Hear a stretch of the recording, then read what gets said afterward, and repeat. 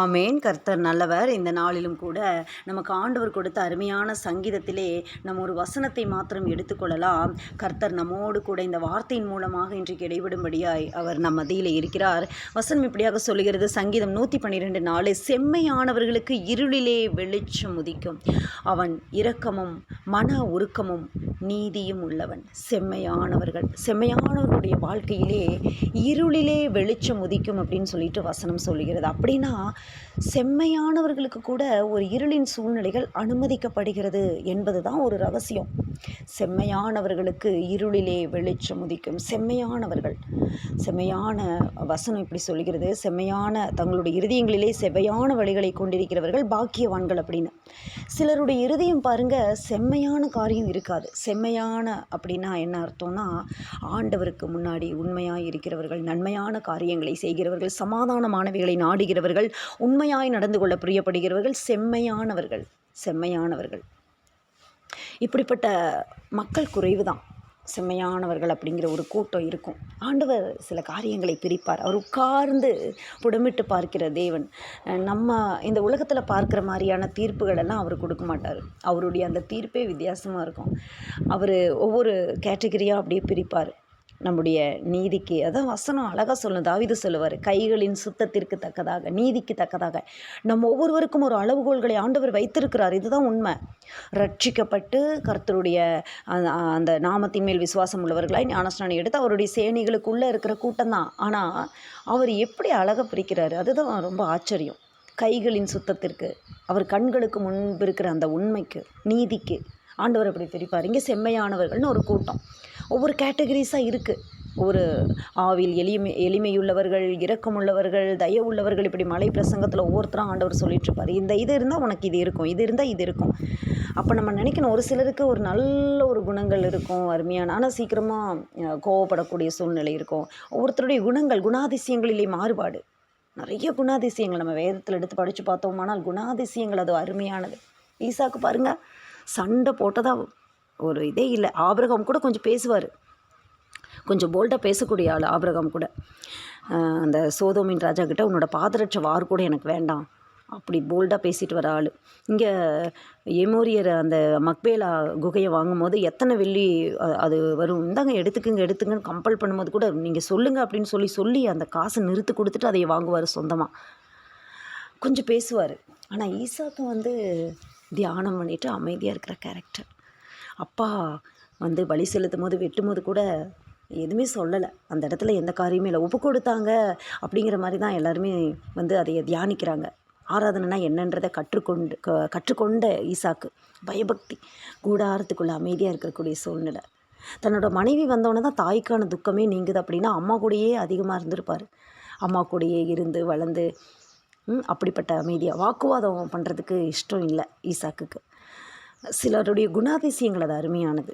யாக்கோபு அவருடைய குணாதிசயம் வேறு, யோசேப் அவருடைய குணாதிசயம் வேறு. அப்படியே ஒவ்வொருத்தருடைய குணாதிசயங்கள் அப்படியே படித்து பார்த்துட்டு வந்தோம்னா அப்படியே அருமையான குணாதிசயம் ஆண்டவர் நமக்கு கொடுக்குற கிஃப்ட்டு. சிலருக்கு ஜெனட்டிக்காக நல்ல குணாதிசயங்கள் வருது, சிலருக்கு ஜெனட்டிக்காக ஜென்ம சுபாவங்கள்னு சொல்லிட்டு மோசமான குணாதிசயங்கள் வருது. ஆண்டவருடைய கிருபையினால் போராடி மேற்கொள்கிறாங்க. இதுதான் அற்புதமான காரியம். அப்போ நம்மளுடைய குணங்களிலே, காரியங்களிலே மாறுபாடு உண்டாக வேண்டும். குணங்களுக்கும் ஆசீர்வாதத்துக்கும் தொடர்பு இருக்குதா? கண்டிப்பாக தொடர்பு இருக்குது. கோபக்காரனுக்கு தோழனாகாதே, நீ அவனோடு இருந்தால் நீயும் அவனை போல மாறிடுவ அப்படின்னு வசனம் சொல்லுது. இருதயத்திலே செவையான வழிகளை கொண்டிருக்கிறவர்கள் பாக்கியவான்கள். இங்கே வசனம் என்ன சொல்கிறது? வசனத்திற்கு எதிராக நம்ம கடந்து வரலாம். சங்கீதம் 112:4 சொல்கிறது, செம்மையானவர்களுக்கு இருளிலே வெளிச்சம் உதிக்கும். செம்மையானவர்களுக்கு கூட ஒரு இருளின் அனுபவங்கள் உண்டு, ஆனால் அவர்களுக்கு அதில் கூட வெளிச்சம் உதிக்கும். அவன் இரக்கமும் மன உருக்கமும் நீதியும் உள்ளவன். இந்த 3 குணாதிசயங்கள் அவங்ககிட்ட இருக்குது. செம்மையானவங்ககிட்ட என்ன இருக்குது தெரியுமா? இரக்கம் இருக்குது, மன உருக்கம் இருக்குது, நீதியுள்ளவனாக இருக்கிறான். சில பேருக்கு இரக்கமே இருக்காது. சில பேருக்கு இரக்கம் அப்படின்னா என்னன்னே தெரியாது. உலகத்தில் இன்றைக்கெல்லாம் அன்பற்ற சூழ்நிலைகள் இந்த குடும்பங்களுக்குள்ளே இரக்கம் போயிடுது. தன்னுடைய சொந்த கணவனார் முடியாமல் இருக்கும்போது கரிசனையோடு பார்த்து கொள்ளக்கூடிய அந்த மனைவி அப்படிங்கிற கடமை முந்தைய காலகட்டங்களிலே அதிகமாக இருந்தது. ஆனால் இன்றைய சூழ்நிலைகள் அதெல்லாம் போயிடுச்சு. உடம்பு சரியில்லைன்னா என்ன, ஹாஸ்பிட்டல் போயிட்டு பார்த்துட்டு அப்படியே பார்த்துக்க வேண்டியதானே. அதே போல் தான் மனைவி மனைவி கஷ்டப்படும் போது, மனைவி வேதனைப்படும் போது, செய்யக்கூடிய அந்த சூழ்நிலை இருந்தும் செய்ய முடியாத சில கொடூர மனம் படைத்த கணவன்மார்கள் இந்த உலகத்தில் இருக்கிறத சில சகோதரிகள் சொல்கிறத நம்ம காதுகளால் நம்ம கேட்குறோம். இதே நாட்களிலேயே தன்னுடைய மனைவிக்காக நல்ல வேலைக்கு போகிறவங்களா இருந்தால் கூட, கவர்மெண்ட் ஜாபுக்கு போகிறவங்களா இருந்தால் கூட, வீட்டில் எல்லாம் பாவம் என்னுடைய மனைவின்னு சொல்லி செஞ்சு கொடுத்துட்டு நேசிக்கிற கணவன்மார்களும் உண்டு. அப்படிப்பட்ட கணவன்மார்களை நேசித்து அவர்களுடைய வழிகளை நடக்கிற அன்பான அந்த குடும்பங்களும் உண்டு. அதே சமயத்தில் மாறுபாடான காரியங்களும் உண்டு. இப்படி அநேக காரியங்கள் நம்ம சொல்லிக்கொண்டே போகலாம். பிள்ளைகளுடைய குணாதிசயங்கள் அன்பாக பேச பிள்ளைங்களுக்கு நம்ம கற்றுக் கொடுக்கணும். மெதுவான பிரதியுத்தரம், முக்கரத்தை மாற்றம். இன்னைக்கெல்லாம் யங்ஸ்டர்ஸ் என்ன பேசுகிறாங்க, டக்குன்னு பேசிடுறாங்க. அந்த சைடு இருக்கிறவங்களுக்கு என்ன நடக்கும் அப்படிங்கிறதே தெரியாது. அம்மா கிட்ட பேசுகிறது எப்படி, அப்பா கிட்ட பேசுகிறது எப்படி, உறவுகள்கிட்ட பேசுகிறது எப்படி, டக்குன்னு நோஸ்கிட்ட அவங்கள பண்ணுறது. பிள்ளைங்களுக்கு நம்ம சொல்லிக் கொடுக்கணும். அப்படி சொல்லக்கூடாது. அவங்க உன்னோட அளவுக்கு அவங்க புரிந்து கொள்ளுதல் இல்லாமல் இருப்பாங்க. நீ இப்படி பேசக்கூடாது, நீ அமைதியாக பேசணும், அவங்கக்கிட்ட அன்பாக பேசணும், சொல்லிக் கொடுக்கணும், கற்றுக் கொடுக்கணும். நல்ல ஒரு மகனை, நல்ல ஒரு மகளை நல்லபடியாக வளர்த்தி கொடுக்குற அந்த தாய்மார்கள், தந்தைமார்கள் எப்படிப்பட்டவங்கன்னா, நல்ல ஒரு குடும்பத்திற்கான அந்த அஸ்திவாரத்தை அவங்க போடுறாங்க. நல்ல ஒரு ஆண் மகனால் நல்ல ஒரு குடும்பம் உருவாக்கப்படுகிறது, நிர்வகிக்கப்படுகிறது. நல்ல ஒரு பெண் பிள்ளையால் நல்ல ஒரு குடும்பத்தின் ஒரு குடும்பத்தை கட்டக்கூடிய ஒரு தலைவியாய், ஒரு ஸ்திரீயாய், புத்தியுள்ள ஸ்திரீயாய் கடந்து போகிறாள் இன்னொரு குடும்பத்துக்கு. இதனால தான் பிரச்சனை. இவங்க பேஸ்மெண்ட் சரியாக போடாதனால குடும்பங்கள் அநேக பிரச்சனைகள். யங்ஸ்டர்ஸ் எடுத்தோடனே அந்த பிரச்சனைகளை சமாளிக்க முடியல. குடும்பங்களை கற்றுக் கொடுக்கணும். நிறைய காரியங்கள் உண்டு. குணாதிசயங்களுக்கும் வாழ்க்கைக்கும் தொடர்பு உண்டு. அநேக குணாதிசய அந்த காரியங்கள் இல்லாததுனால தான் என்ன நடக்குது, குடும்பங்களுக்குள்ள பிரிவினை உண்டாக்குறது. டக்குன்னு முடிவு எடுக்கிறாங்க. நான் எடுத்தது தான் கரெக்டு, நான் எடுத்த முடிவு தான் கரெக்டுன்னு சொல்லி டக்குன்னு முடிவு எடுக்கிறாங்க.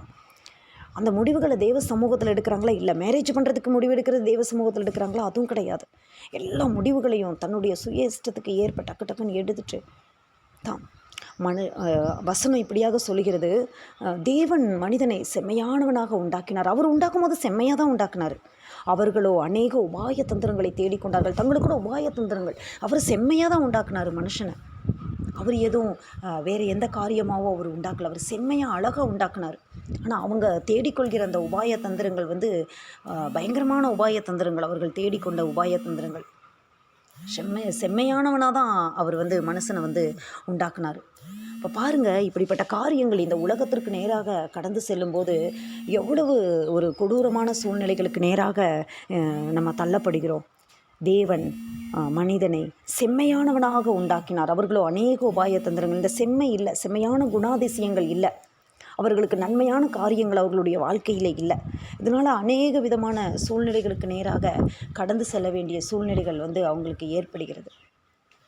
செம்மையான காரியங்கள், செம்மையான குணாதிசயங்கள் அவங்களுடைய வாழ்க்கையில் இல்லாததுனால அநேக விதமான சூழ்நிலைகளுக்கு நேராக அவங்க கடந்து செல்கிற அந்த காரியங்களை நம்ம பார்க்குறோம். செம்மையானவர்களுக்கு இருளிலே வெளிச்சம் உதிக்கும். செம்மையான காரியங்கள், டக்குன்னு முடிவெடுக்கிற காரியங்கள், தங்களுடைய வாழ்க்கையை கெடுத்து போடுகிறதான காரியங்கள், இப்படிப்பட்ட காரியங்கள் எதனால் உண்டாகுது? அந்த செம்மையான குணங்கள் இல்லாததுனால உண்டாகுது. செம்மையான குணங்கள் இல்லை, செம்மையான அந்த எண்ணங்கள் இல்லை. இந்த காலை வேளையில் நம்ம ஒப்பு கொடுக்கணும். செம்மையானவர்களுக்கு இருளிலே வெளிச்சம் உதிக்கும். அவன் இரக்கமும் மன உருக்கமும் நீதியும் உள்ளவன். இந்த குணாதிசயங்கள் நம்மிடத்திலே காணப்படுகிறதா? அப்படிப்பட்ட காரியங்கள் இருந்தது அப்படின்னு சொன்னால் நமக்கு இருளிலே வெளிச்சம் உதிக்கும். இருளான சூழ்நிலைகளிலே வெளிச்சம் உதிக்கும். இருளுள்ள ஸ்தலத்திலே பிரகாசிக்கிற விளக்கை போன்ற வசனத்தை கவனிப்பது நலமாக இருக்கும் என்று வசனம் சொல்லுகிறது. இருளிலே வெளிச்சம் உதிக்கும். வார்த்தைகள் கிடைக்கப்படும். அவனுக்கு வேதத்தின் வார்த்தைகள் கிடைக்கப்படும். இருளான ஸ்தலத்திலே அன்றைக்கு அப்படி தான் நடந்தது. கோசேன் நாட்டிலே மட்டும் அவர்களுக்கு வாசஸ்தலங்களிலே வெளிச்சம் இருந்தது. கோசேன் நாட்டிலே அவர்களுக்கு வெளிச்சத்தை ஆண்டவர் கொடுத்தார். எகிப்து தேசம் எங்கும் காரிருள் இருந்தது. ஆனால் கோசேன் நாட்டிலே அங்கே வெளிச்சம் உதித்தது. செம்மையானவர்களுக்கு இருளிலே வெளிச்சம் உதிக்கும். இந்த மாதத்திலே கூட ஆண்டவர் நமக்கு கொடுக்கிற இந்த வாக்குத்தத்த வார்த்தை அப்படியே நம்ம பிடித்து கொள்ளலாம். செம்மையானவர்களுக்கு இருளிலே வெளிச்சம் உதிக்கும். அவன் இரக்கமும் மன உருக்கமும் நீதியும் உள்ளவன். இந்த காரியங்கள் நம்மிடத்திலே காணப்பட வேண்டும்.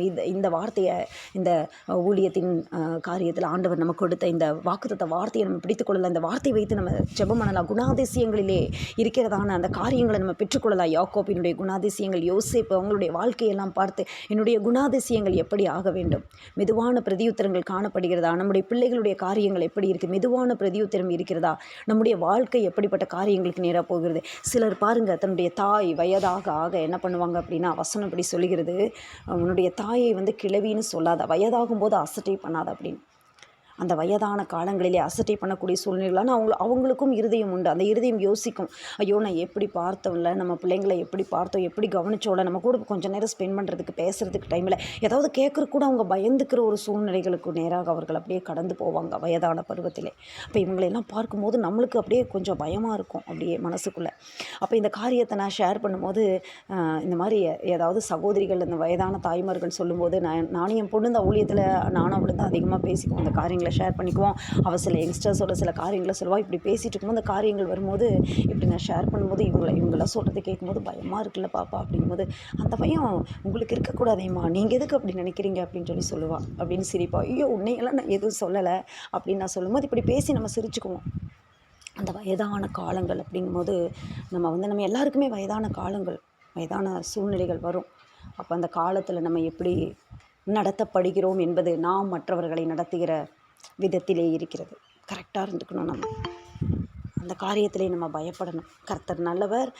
இந்த நாளிலும் சில வார்த்தைகளை தியானிக்கும்படியாய், சில காரியங்களை நாம் தேவ சமூகத்திலே நாம் பெற்றுக்கொள்ளும்படியாய், ஏன்னா இந்த மாதத்தின் முதலாவது நாளாக இருக்கிறபடினாலே சில வசனத்திற்கு நேராக நம்ம அதிகமாக போயிட்டோம். காரியங்கள் இருக்கிறது, டைம் இருக்குது நம்மளுக்கு, நம்ம சில காரியங்களை குறித்து நம்ம ஜெபிக்கலாம். இப்போ இந்த வார்த்தையை நம்ம பிடிச்சுக்கொள்ளலாம். செம்மையானவர்களுக்கு இருளிலே வெளிச்சம் உதிக்கும். செம்மையாய் நாம் காணப்படுவோமானால், ஆண்டவர் மனிதனை செம்மையானவனாகத்தானே உண்டாக்கினார். செம்மையானவனாய் காணப்படுவோமானால் நமக்கு இருளிலே வெளிச்சம் உதிக்கும். வெளிச்சம் என்பது வசனத்தை குறிக்கிறது. அந்த வசனத்தின் வெளிச்சம் நமக்கு கிடைக்கும். கால்களுக்கு தீபம், பாதைக்கு வெளிச்சம். அந்த வெளிச்சம் நமக்கு கிடைக்கும். அந்த வெளிச்சத்திலே நாம் நடந்து கொள்வோம். நமக்கு எது வழின்னு சொல்லி கண்டுபிடிச்சு நம்ம அதில் போயிடுவோம். செம்மையானவர்களாக இருந்தால் இருளான சூழ்நிலைகள் வரும்போது அந்த வெளிச்சம் நம்ம மதியிலே வரும். இந்த வார்த்தைகளை ஒப்பு கொடுத்து நம்ம ஜெபிக்கலாம். அப்பா, எங்களை நேசிக்கிறவரே, அப்பா எங்களை நடத்துகிறவரே, எங்களை இம்மட்டும் அழைத்தவரே, எங்களை இம்மட்டும் பாதுகாத்தவரே, எங்களை தாழ்த்துகிறோம் ஆண்டவரே. எங்களுடைய வாழ்க்கையிலே அப்பா ஆண்டவரே, செம்மையானவர்களுக்கு இருளிலே வெளிச்சம் உதிக்கும். இதை நாங்கள் அப்படியே பிடித்து கொள்கிறோம் இந்த வார்த்தையை. ஆண்டவரே, செம்மையாய் ஆண்டவரே எங்களுடைய இருதயங்கள் மாறட்டும், எங்களுடைய இருதயங்கள் செம்மையாய் மாறட்டும். இந்த உலகத்தின் சில காரியங்களை பார்த்து சோர்ந்து போன எங்கள் இருதயங்கள் ஆண்டவரே அப்பா தகப்பனை மறுபடியுமாக கட்டப்படட்டுமே. இயேசுவின் நாமத்தினாலே செம்மையாய் மாறுவதாக. தேவன் மனிதனை செம்மையானவனாக உண்டாக்கினார். அவர்களும் அநேக உபாயத்தந்திரங்களை தேடிக்கொண்டார்கள். ஆண்டவரே, நாங்கள் அப்பா செம்மையாய் நடக்கும்படி கிருபை எங்களை சூழ்ந்து கொள்ளட்டும், இரக்கம் எங்களை சூழ்ந்து கொள்ளட்டும். எங்களை ஒப்புக் கொடுக்கிறோம், முழுவதும் எங்களை தாழ்த்துகிறோம், அர்ப்பணிக்கிறோம். இந்த வார்த்தையை நாங்கள் பிடித்துக் கொள்கிறோம். சகல துதிக்கான மகிமைகளை ஏறெடுக்கிறோம். இயேசு கிறிஸ்துவின் நாமத்தில் ஜெபிக்கிறோம் நல்ல பிதாவே, ஆமென்.